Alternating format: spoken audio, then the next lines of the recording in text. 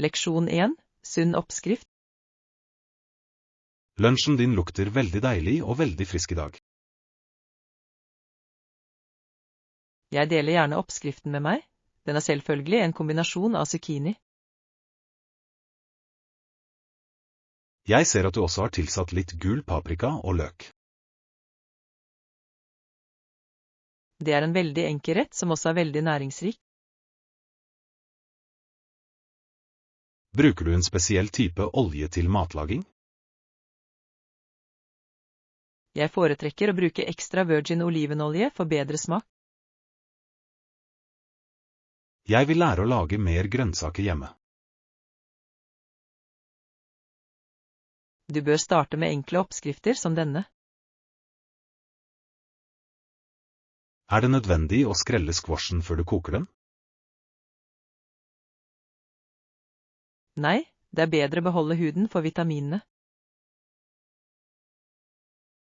Jeg skal kjøpe noen ferske grønnsaker på markedet i morgen. Du kan også tilsette litt hvitløk for en sterkere smak.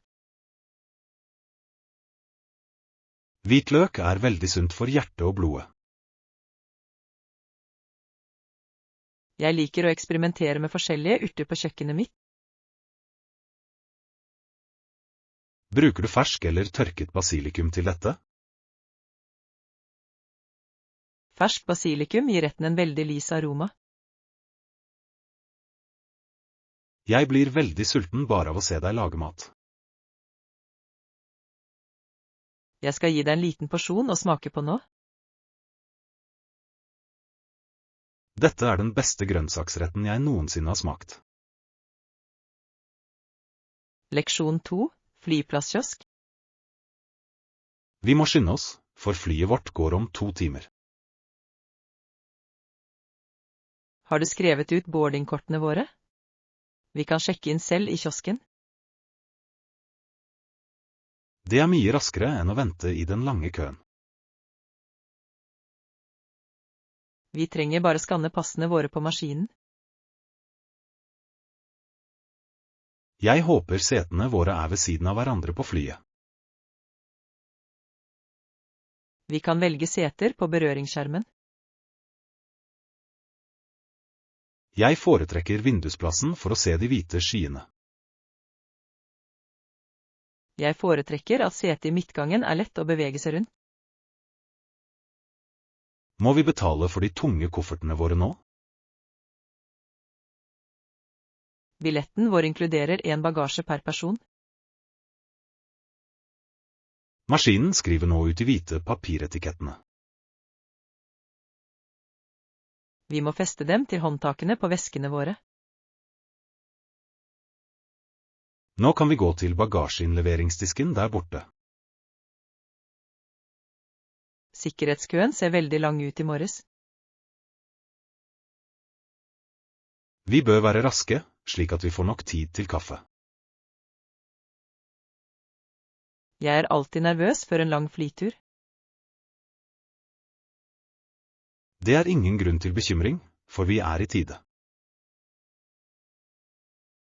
Jeg skal sjekke portnummeret på den store skjermen.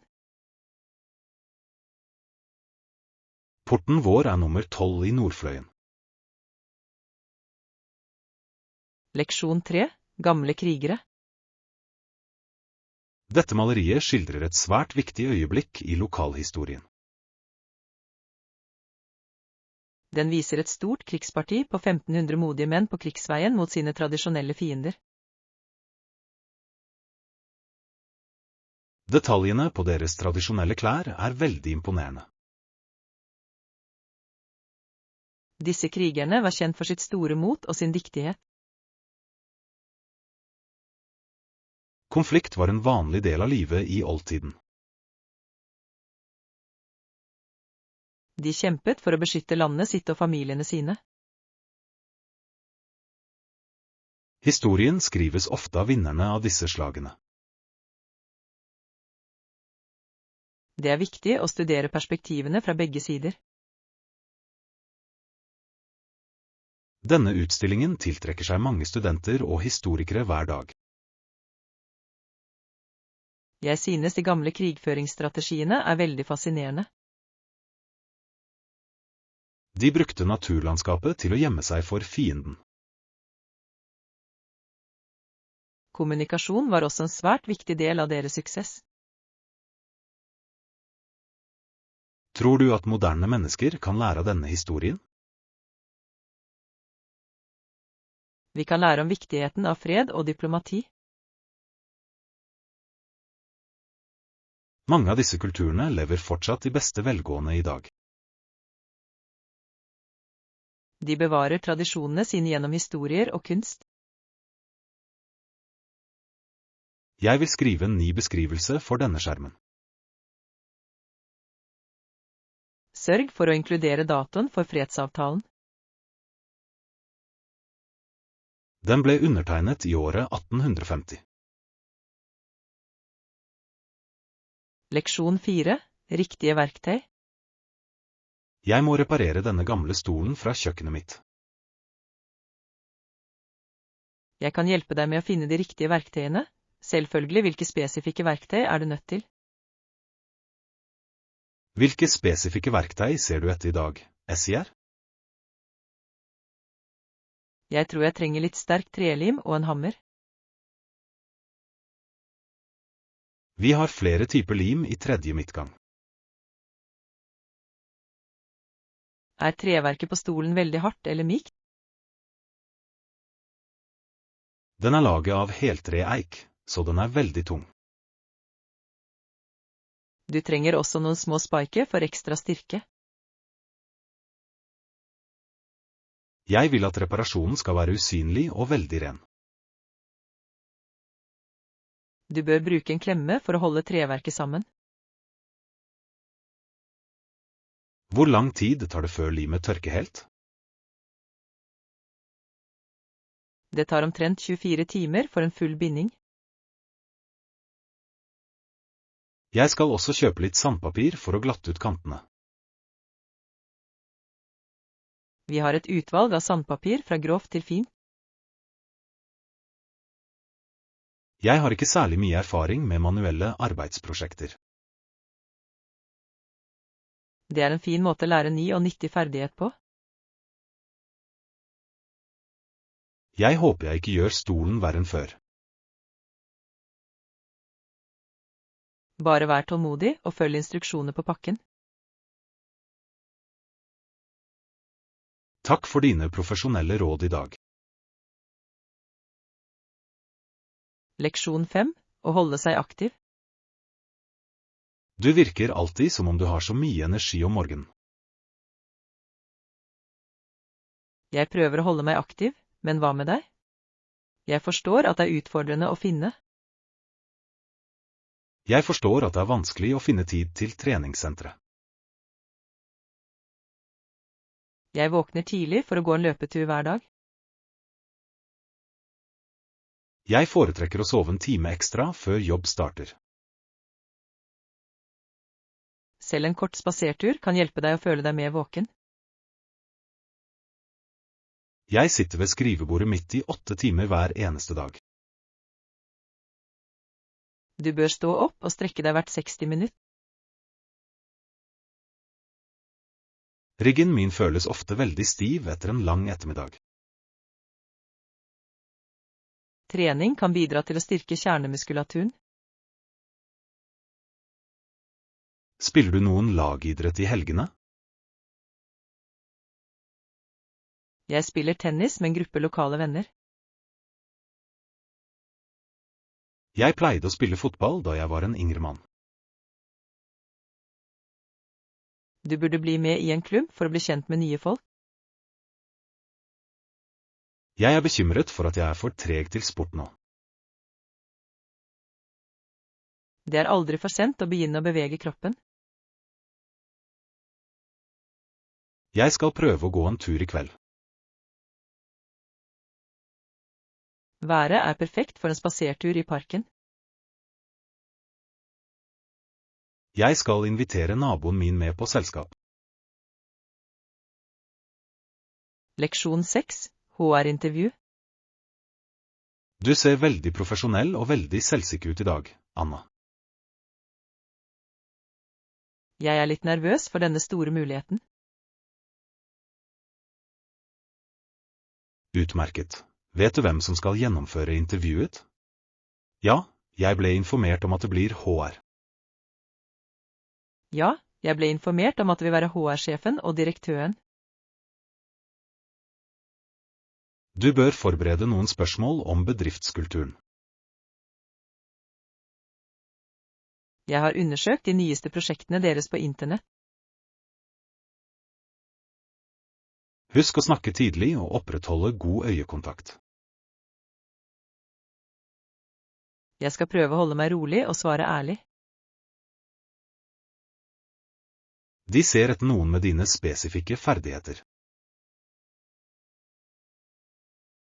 Jeg håper de setter pris på min erfaring innen prosjektledelse.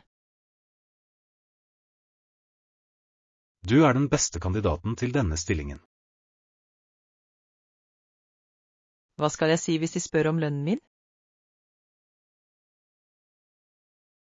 Gi dem et spenn basert på dine tidligere roller.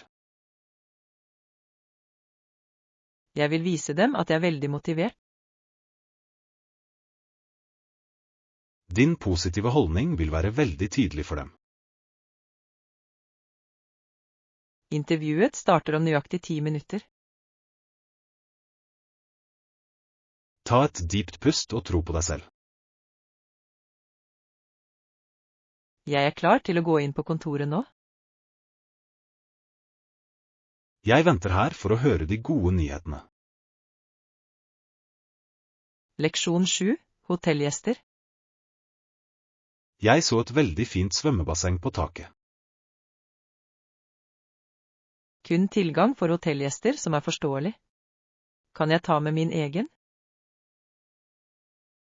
Kan jeg ta med egne håndklær til bassengområdet? Vi tilbyr renne håndklær til alle gjestene våre ved døren. Er treningssenteret åpent døgnet rundt?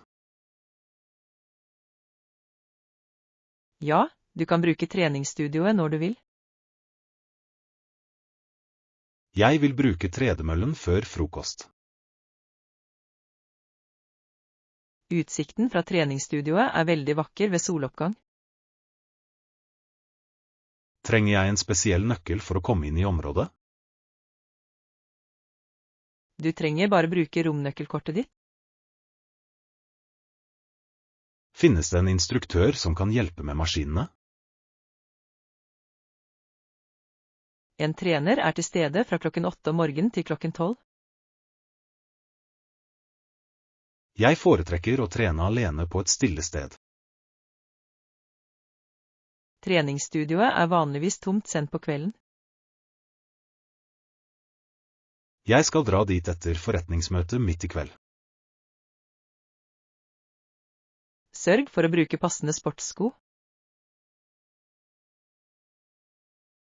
Jeg tok med meg favorittløpeskoene mine til denne turen. Vi har også en badstue hvor du kan slappe av. Det høres ut som en perfekt måte å avslutte dagen min på. Leksjon 8. Koselige hytter.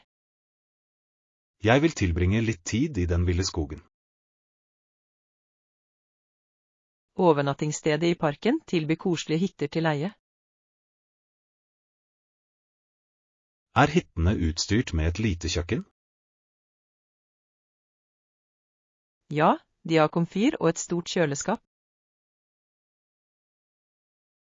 Vi kan lage vår egen mat og spare penger. Det er også en peis for de kalde nettene. Det høres veldig avslappende og veldig romantisk ut også. Vi bør bestille hytta minst 1 måned i forveien. Parken er veldig populær i sommermånedene. Er det en innsjø i nærheten for bading og fiske? Det er en krystallklar innsjø bare en kort spasertur unna. Jeg har lyst til å gå tur på fjellstiene. Vi må ta med et kart og et førstehjelpsskrin. Det noen ville dyr I skogsområdet? Vi kan se noen hjort og mange fargerike fugler. Jeg pakker med meg kikkerten for å se dem bedre. Jeg tar med gitaren min for å spille ved bålet. Det blir en veldig morsom aktivitet for alle. Jeg skal sjekke tilgjengeligheten på nettsiden nå. Leksjon 9, kunstgalleri. Det åpning av en ny kunstutstilling I dag. Skal vi sjekke det ut? Hvorfor ikke? Vet du om de har en? Vet du om de har en samling av moderne kunst? Skiltet sier at de viser lokale fotografier.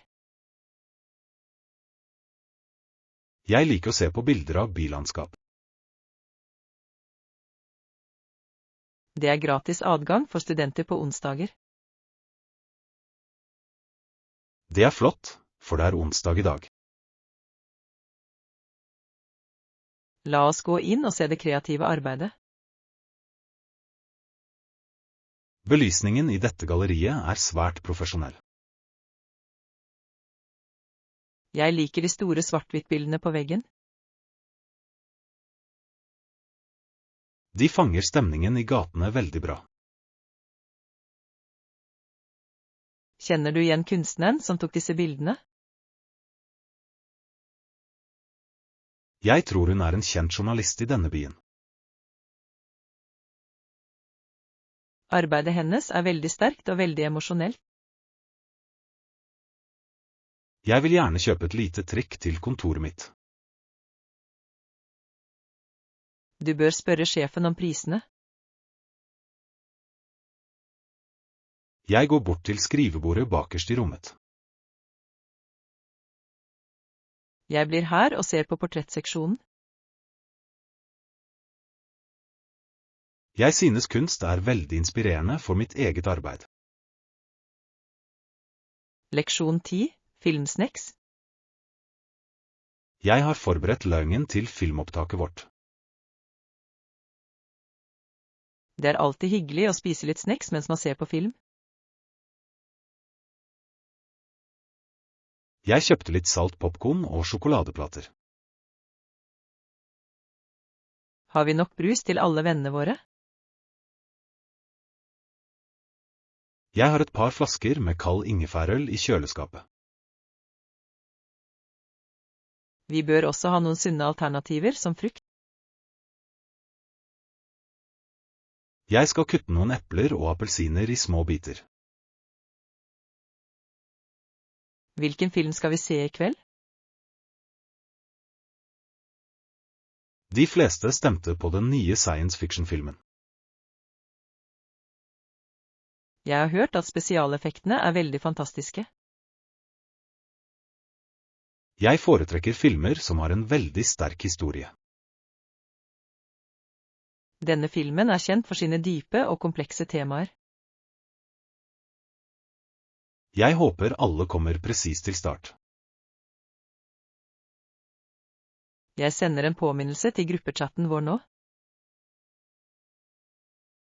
Filmen 2 timer og 30 minutter lang. Vi trenger en kort pause midt I. Jeg skal sette opp projektoren og lerretet.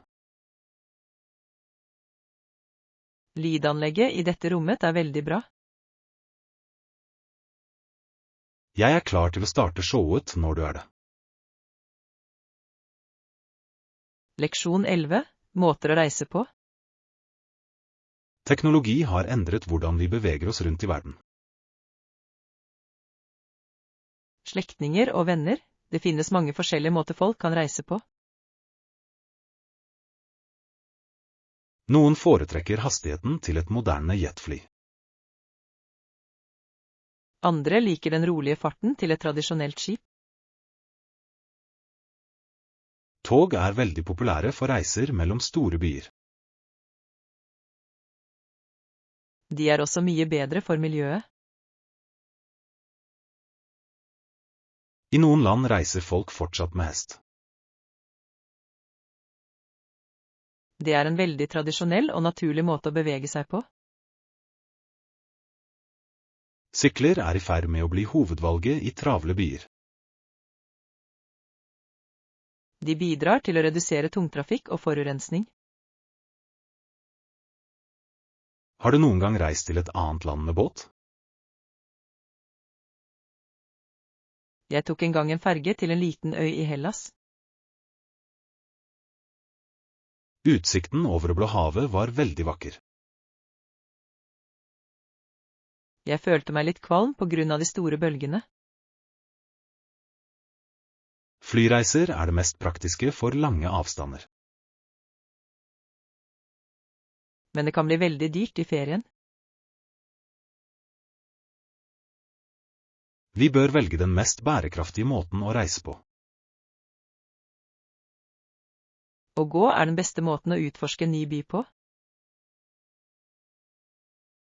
Du kan se mange skjulte detaljer i gatene.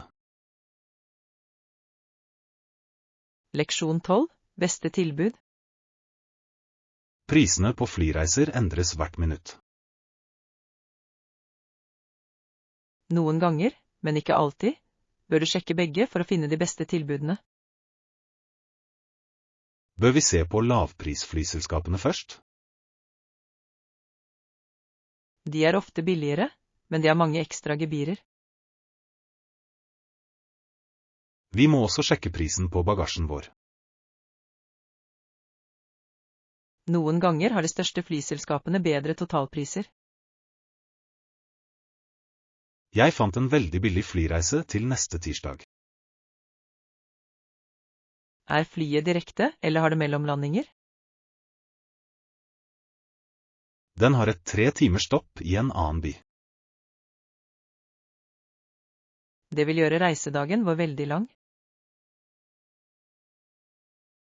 Men vi sparer $200 hver.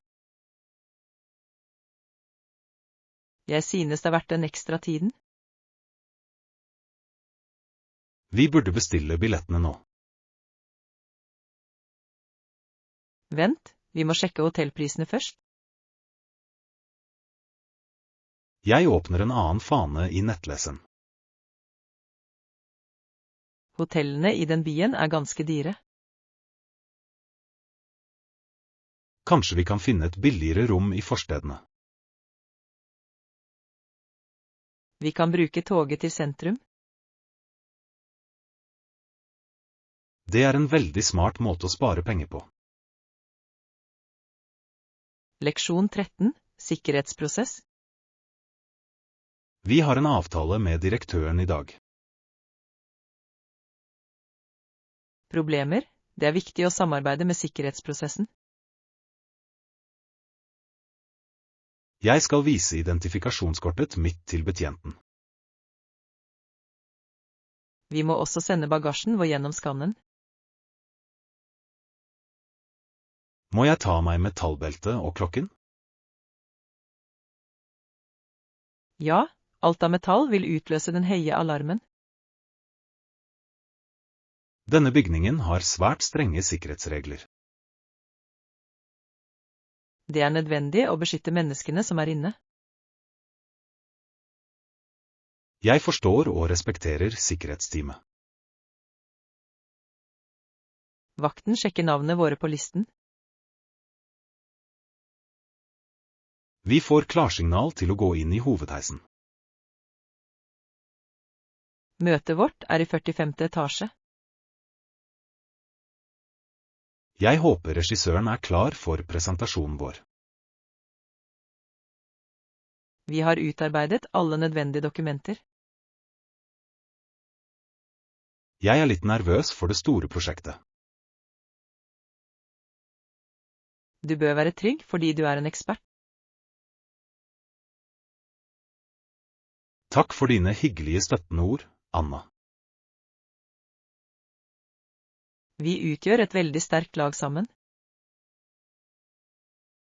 La oss gå inn på kontoret med et smil.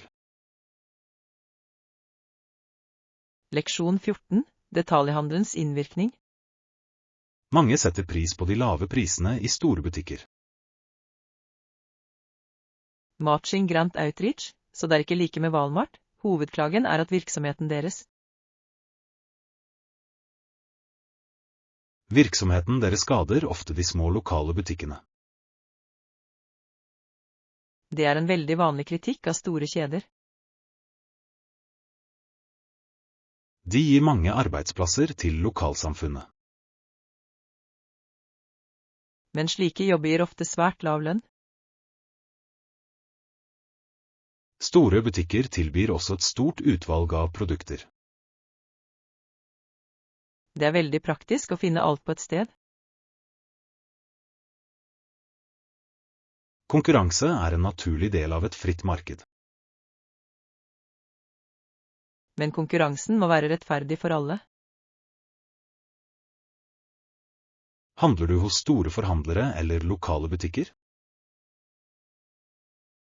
Jeg prøver å støtte små bedrifter når jeg kan. Noen ganger er prisforskjellen for stor til å ignorere. Jeg verdsetter kvaliteten og den personlige servicen. Myndighetene bør bidra til å beskytte små butikker. Det er et svært kontroversielt politisk tema i dag. Vi må finne en måte å balansere økonomien på. Teknologi endrer også måten vi handler på nå. Netthandel er en ny utfordring for alle. Leksjon 15. Kreativt hjem. Jeg vil starte en ny hobby i helgen. Hei, har du noen gang prøvd noen kreative aktiviteter hjemme? Jeg har vurdert å male eller kanskje spille musikk. Maleri er en fantastisk måte å uttrykke følelsene dine på.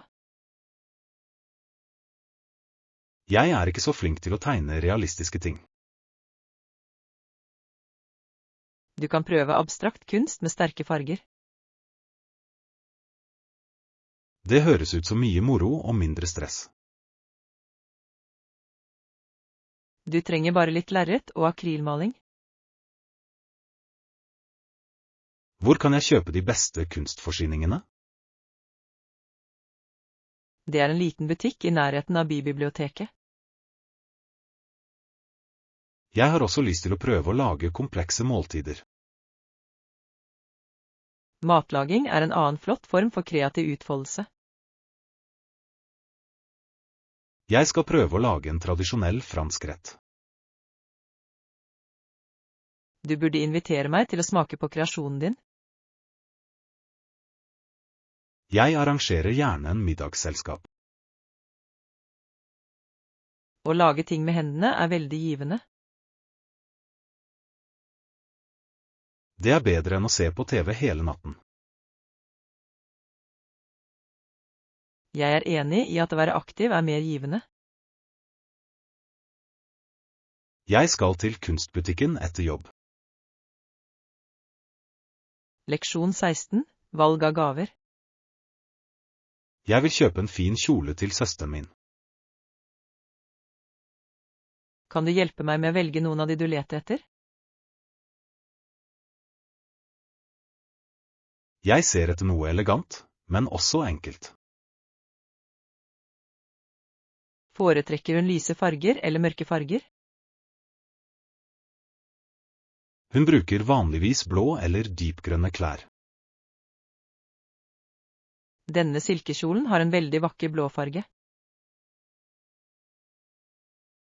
Jeg tror størrelsen kanskje er for liten for henne. Vi burde sjekke størrelsestabellen på veggen. Jeg tar medium størrelse for sikkerhets skyld. Du bør også se på disse sølvkjedene. Et halskjede vil være et veldig perfekt tillegg. Det er en veldig klassisk og tidløs gave. Er det rabatt for nye kunder i dag? Du kan få 10% rabatt på ditt første kjøp. Det er en veldig god avtale for dette merket. Jeg hjelper deg med å finne en fin gaveeske. Presentasjon er en veldig viktig del av en gave. Jeg legger til et bånd og et lite kort. Du har et veldig godt eie for mote, Anna. Leksjon 17. Skolesynspunkter. Studentavisen publiserte en ny lederartikkel i dag. Synspunkter på skolen og verden. Noen ganger motsetter disse lederartiklene seg måten skolen drives på. Det er viktig at studentene har en stemme. Ytringsfrihet er en viktig del av utdanningen vår. Noen lærere liker ikke de kritiske artiklene. De bør sette pris på ærlige tilbakemeldinger fra studentene. Avisen dekker både lokale og globale nyheter.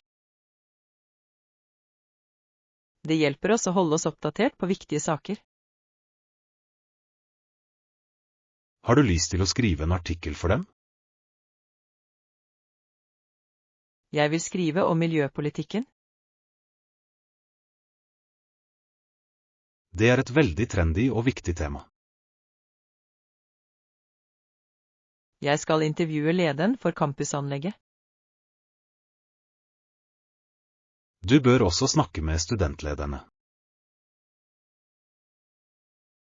Jeg ønsker å presentere et veldig balansert perspektiv. Journalistikk krever mye hardt arbeid og sannhet. Det er et stort ansvar å informere offentligheten. Jeg skal hjelpe deg med å redigere det første utkastet. Takk for støtten og tiden din. Jeg tror artikkelen din vil gjøre en forskjell. Leksjon 18. Slipp det ut. Disse danserne har så mye lidenskap og energi. De må få det ut. Det er bra at vi har slike folk. Kunst er en fin måte å frigjøre sterke følelser på. Det gjør at byen føles mer levende og pulserende. Folk burde ha frihet til å uttrykke seg åpent. Jeg skulle ønske jeg hadde mot til å danse offentlig. Du kan begynne med å danse hjemme hos deg selv. Jeg danser når jeg er alene på rommet mitt. Det er en sunn måte å håndtere stresset ditt på. Alle trenger et kreativt utløp i livet sitt. Noen skriver dikt eller spiller gitar. Disse danserne er veldig talentfulle og veldig modige. De deler gaven sin med hele byen. En liten folkemengde begynner å danne seg rundt dem. Jeg vil gi dem litt penger for opptredenen deres. Det er en veldig snill og støttende gest. Kunstnere jobber veldig hardt for å forbedre ferdighetene sine. Vi bør oppmuntre til mer kreativitet i skolene våre. Jeg er enig i at kunst er viktig for menneskeheten. Leksjon 19. Menneskelig medfølelse. Vi må bry oss om mennesker i alle deler av verden. Som utvider vår medfølelse til å omfatte alle de argentinske foreldrene som har. Alle de foreldrene som har mistet barna sine i konflikt. Lidelsen er den samme uavhengig av nasjonalitet. Vi bør lytte til historiene til disse familiene. Empati hjelper oss å forstå deres dype smerte. Hvordan kan vi hjelpe folk som bor så langt unna? Vi kan donere til veldedige organisasjoner som tilbyr medisinsk hjelp. Vi kan også spre bevissthet på sosiale medier. Hver eneste lille handling bidrar til en bedre verden. Rettferdighet er et globalt ansvar for oss alle. Vi må snakke opp for de som ikke har noen stemme. Medfølelse er broen som forbinder oss alle. Jeg føler en veldig sterk tilknytning til denne saken. Vi skal arrangere en innsamlingsaksjon på universitetet. Det er en veldig praktisk måte å gi støtte på. Jeg skal kontakte de lokale studentorganisasjonene nå. Vi kan samarbeide for å gjøre en reell forskjell. Menneskeheten er en stor familie på mange måter. Leksjon 20. Sunn matvare. Jeg leter etter spesifikke ingredienser til kveldens middag. Finnes det en seksjon for glutenfrie produkter? Ja, den er i nærheten av helsekostavdelingen til høyre. Det er veldig nyttig fordi jeg vil unngå hvetemel. Mange velger glutenfrie alternativer for bedre helse i disse dager. Jeg har lagt merke til at utvalget av disse produktene vokser raskt. Butikken har nå glutenfri pasta og til og med ferskt brød. Vi bør også kjøpe litt økologisk frukt og grønne grønnsaker. De er plassert i første midtgang nær inngangen. Tror du vi må kjøpe noen spesielle snacks? La oss finne noen riskaker eller kanskje noen nøtter. Det er utmerkede valg for en lett og sunn ettermiddag. Vi må sjekke etikettene for skjult sukker eller salt. Å lese etikettene er en veldig god vane å utvikle. Det hjelper oss å forstå nøyaktig hva vi spiser hver dag. Jeg er glad for at denne butikken organiserer den sunne maten så bra. Det gjør handleopplevelsen mye raskere og mer behagelig. Vi har alt på listen nå bortsett fra vann. Vannflaskene står helt i siste midtgang. Jeg skal gå og hente en stor pakke til uken. Leksjon 21. Menyvalg. Jeg er klar til å bestille maten min for i kveld. Tilbyr dere noen vegetariske alternativer for gjestene våre spisesalen vår i dag? Ja, vi har en fantastisk sopperisotto og en hagesalat. Det høres perfekt ut, siden jeg ikke spiser kjøtt eller fisk. Risottoen er veldig populær, og den er laget med friske urter. Jeg har lyst til å prøve risottoen og et glass vann. Vil du ha noen forretter før hovedretten kommer? Jeg tar tomatsuppe hvis den er rent vegetarisk. Den er laget med friske tomater og et hint av basilikum. Det hørtes veldig deilig og sunt ut for en kald kveld.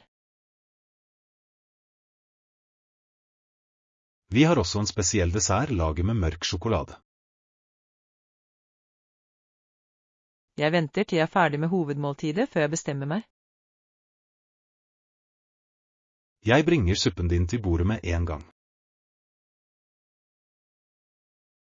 Takk for din utmerkede og veldig hyggelige service. Det er en glede for meg å hjelpe deg med dine spisevalg. Atmosfæren i denne restauranten er veldig rolig og fredelig.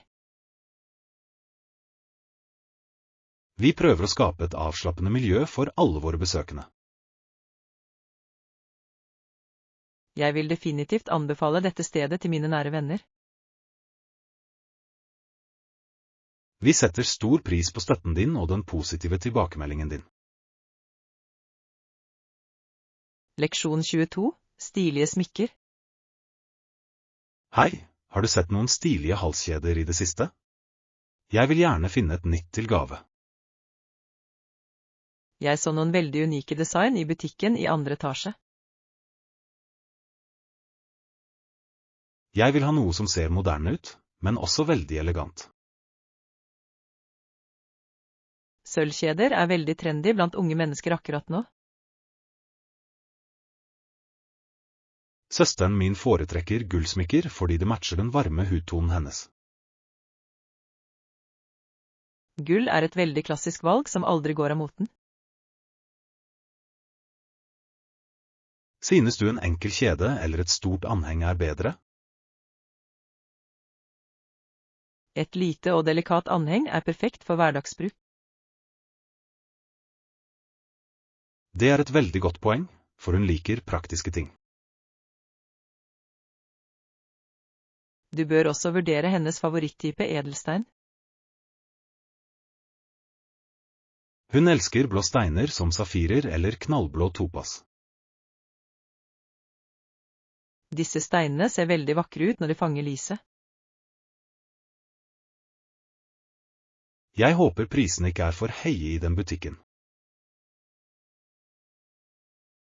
De har et bredt prisspekter for ethvert budsjett. Jeg skal dra dit og se om jeg kan finne et kupp. Jeg kan bli med deg for å gi deg en ny vurdering. Jeg setter pris på hjelpen din, for du har god smak. La oss ta rulletrappen til andre etasje nå. Jeg gleder meg til å finne den perfekte bursdagsgaven til henne. Leksjon 23. Undervisningsmetoder. Jeg vurderer å bytte. Hva fikk deg til å tenke på å endre metoden din i det siste? Jeg la merke til at elevene mine begynte å bli lei av de gamle lærebøkene. Jeg føler det ofte på samme måte i løpet av de lange grammatikkleksjonene mine. Jeg begynte å bruke mer musikk og filmer i klasserommet. Det er en veldig interessant tilnærming til språkundervisning. Studentene er mye mer aktive, og de deltar mer. Lærer de grammatikkreglene godt med denne metoden? De lærer reglene naturlig ved å lytte til ekte samtaler. Jeg kan prøve å inkludere noen spill i neste time. Spill er utmerket for å bygge selvtillit og redusere frykt. Jeg er bekymret for at klasserommet vil bli for bråkete. Litt støy er greit hvis elevene snakker engelsk. Jeg vil at elevene mine skal trives med læringsprosessen. Deretter må du gjøre innholdet relevant for deres hverdag. Jeg skal forberede en leksjon om trendemner på internett. Det er en fin måte å holde dem interesserte og fokuserte på. Jeg vil også be dem om å ta med favorittsangene sine til timen. Du vil se en stor endring i energinivået deres. Takk for at du delte din vellykkede opplevelse med meg. Leksjon 24. Global kampanje. I islam er det en manns intensjon som teller. Jeg ble fortalt at nå skal vi lansere en verdensomspennende kampanje. Kampanjen vår vil fokusere på viktigheten av fred og gjensidig respekt. Vi må nå ut til mennesker fra alle mulige bakgrunner. Teknologi lar oss komme i kontakt med millioner av mennesker umiddelbart. Vi bør lage en video som forklarer kjerneverdiene våre tydelig. Det må være enkelt slik at alle kan forstå budskapet. Jeg vil skrive manuset på formelt, men lettfattelig engelsk. Jeg skal finne noen fine bilder og inkludere i videoen. Vårt mål er å fremme harmoni i vårt globale samfunn. Mange venter på en positiv beskjed som denne. Tror du vi kan få støtte fra kjente ledere?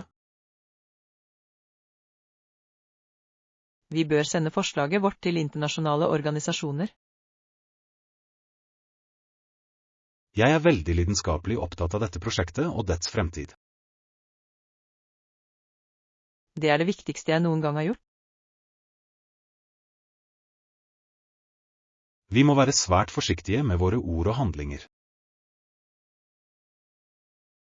Integritet er grunnlaget for hele kampanjen vår. Jeg skal starte en side på sosiale medier for gruppen vår. Jeg skal kontakte Studentavisen for å skrive en artikkel. Vi vil forandre verden et steg av gangen. Leksjon 25. Profesjonelle lenker. Dette arrangementet er en flott mulighet til å komme i kontakt med fagfolk. Det er absolutt viktig å bygge en. Det er viktig å bygge et sterkt nettverk for karrieren din. Jeg har møtt 3 direktører fra svært suksessrike teknologiselskaper. Ga du dem visittkortet ditt eller e-postadressen din? Jeg ga dem kortet mitt, og jeg koblet meg også til på LinkedIn. Det er den beste måten å holde kontakten på etter i dag. Jeg ser etter en ny stilling innen markedsføringsledelse. Mange selskaper ser etter eksperter med din erfaring. Jeg ønsker å jobbe for et selskap som verdsetter innovasjon. Du burde snakke med damen i den blå dressen der borte. Er hun leder i et stort internasjonalt firma? Hun er personalsjef for et toppbyrå. Jeg skal gå og presentere meg for henne med en gang. Husk å holde innledningen kort og veldig profesjonell. Jeg vil nevne prosjektene jeg fullførte i fjor. Det er en veldig god måte å vise din verdi på. Jeg føler meg veldig motivert etter å ha snakket med så mange eksperter. Nettverksbygging er en ferdighet som blir enklere med øvelse. Jeg er glad jeg bestemte meg for å delta på dette arrangementet i dag. Leksjon 26. Målmarkeder. Vi må analysere forbrukeratferd og preferanser i hvert målmarked. Folk i forskjellige regioner har svært forskjellige handlevaner. For eksempel foretrekker kunder i Asia mobilapper for shopping. Kunder i Europa verdsetter ofte bærekraftige og grønne produkter. Vi må tilpasse reklamen vår for å passe til disse lokale smakene. En generell melding vil ikke være effektiv i alle land. Jeg vil samle inn dataene fra våre siste salgsrapporter. Jeg vil gjennomføre en undersøkelse for å forstå deres fremtidige behov. Hvor lang tid vil det ta å fullføre hele rapporten? Jeg tror vi kan bli ferdige innen slutten av neste uke. Vi må være svært presise med våre endelige konklusjoner. Sjefen vår forventer en svært detaljert og nøyaktig presentasjon. Jeg er bekymret for de økende kostnadene ved internasjonal frakt. Det er en viktig faktor vi må inkludere i planen. Vi bør også se på de lokale lovene i hvert land.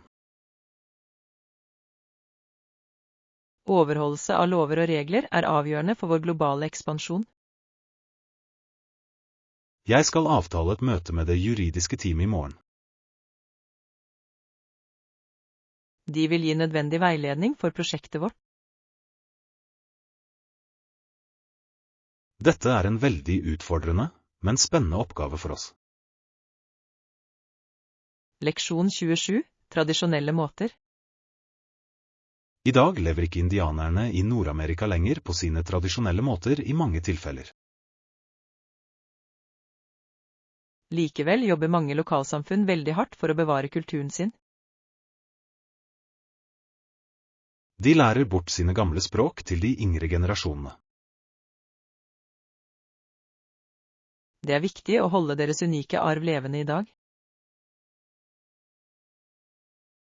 Mange praktiserer fortsatt tradisjonelle håndverk som keramikk og veving. Disse gjenstandene selges ofte som vakre kunstverk. Historien til disse menneskene er et svært viktig studie. Vi må lære om deres respekt for naturen. De hadde en veldig dyp tilknytning til landet og dyrene. Det moderne samfunnet kan lære mye av deres visdom. Har de spesielle festivaler eller offentlige feiringer?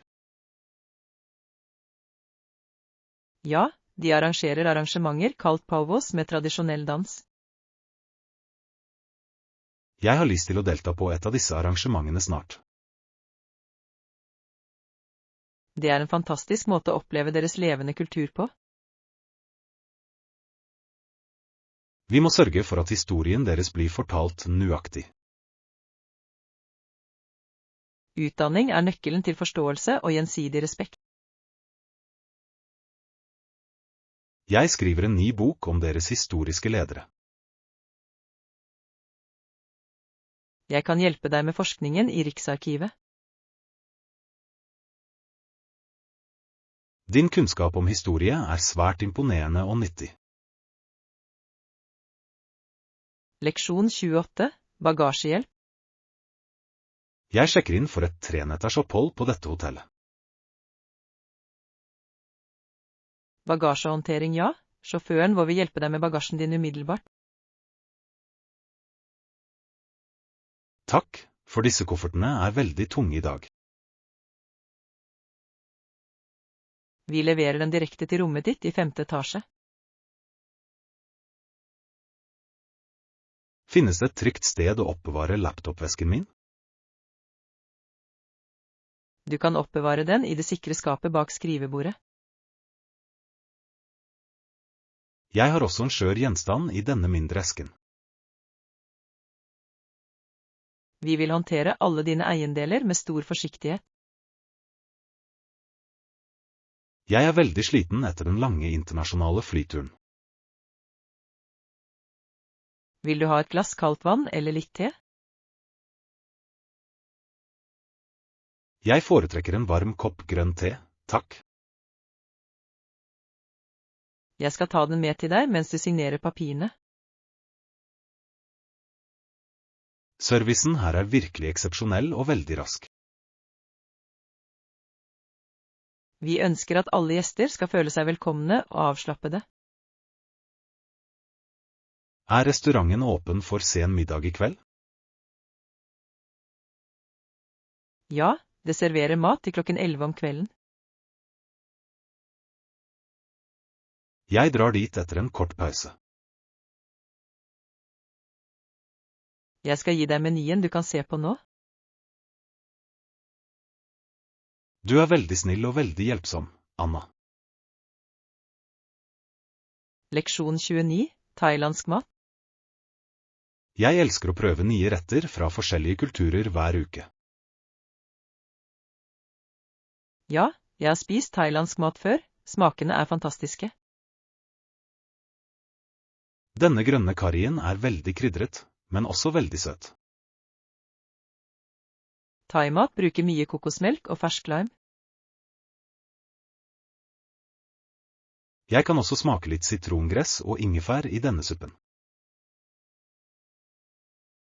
Disse ingrediensene er veldig sunne og veldig aromatiske. Foretrekker du thailandsk eller italiensk mat til middag? Jeg liker begge deler, men thailandsk mat er mer eksotisk for meg. Jeg vil lære å lage disse rettene hjemme. Du må først finne en spesialbutikk for dagligvarer. Jeg skal søke etter en oppskrift på min favorittmatlagingsblogg. Å lage currypastaen fra bunnen av er den viktigste delen. Jeg skal kjøpe en stor morter og støter til krydderne. Det er den tradisjonelle måten å tilberede et thailandsk måltid på. Jeg føler meg veldig mett etter denne fantastiske lunsjen. Vi burde skrive anmeldelsen hvor mens smaken er frisk. Jeg skal ta noen bilder av de fargerike rettene nå. Presentasjonen av maten er veldig kunstnerisk her. Jeg legger ut bildene på nettsiden vår i kveld. Leksjon 30. Forberedelser utendørs. Jeg har sjekket værmeldingen for fjellturen vår. Utmerket, ikke glem solkrem i hatten. Jeg ser deg ikke på lørdag morgen. Jeg skal kjøpe en ny hatt med bred brem i dag. Du bør også ta med en stor flaske med vann. Jeg har en solid ryggsekk til alt utstyret vårt. Er stien veldig bratt, eller er den stort sett flat? Den første delen er flat, men toppene er veldig bratt. Jeg bruker mine beste tursko for godt grep. Vi må starte turen veldig tidlig om morgenen. Jeg stiller alarmen min til 5:00. Jeg håper vi kan se soloppgangen fra toppen.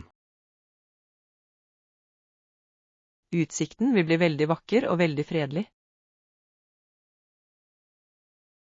Jeg pakker med meg noen smørbrød og noen energibarer. Vi må også ta med et lite kart over skogen. Jeg har lastet ned kartet på mobilen min. Det er bedre å ha et papirkart som sikkerhetskopi. Det er et veldig klokt forslag for vår sikkerhet. Jeg gleder meg veldig til denne aktive helgen. Det blir en fin pause fra det travle kontorarbeidet vårt.